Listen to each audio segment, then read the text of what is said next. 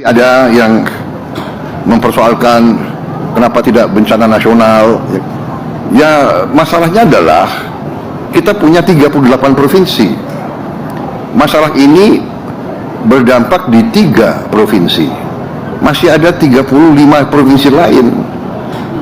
Jadi kalau sementara kita 3 provinsi ini, kita sebagai bangsa, sebagai negara, kita mampu menghadapi, ya,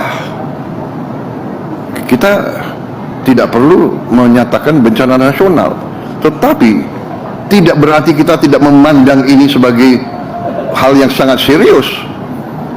Nyatanya dari seluruh kabinet hari ini ada berapa menteri di sini? Iya kan? 2 sedang di Aceh Utara, 10 menteri sedang di Aceh sekarang. Ya, ada berapa menteri lagi yang sedang di tempat lain. Dan juga kita masih hadapi beberapa lagi kabupaten di beberapa provinsi lain yang juga ada masalah. Kita memandang sangat serius dan kita akan habis-habisan untuk membantu. Ya, kita sudah siapkan anggaran cukup besar, ya, untuk mengatasi ini.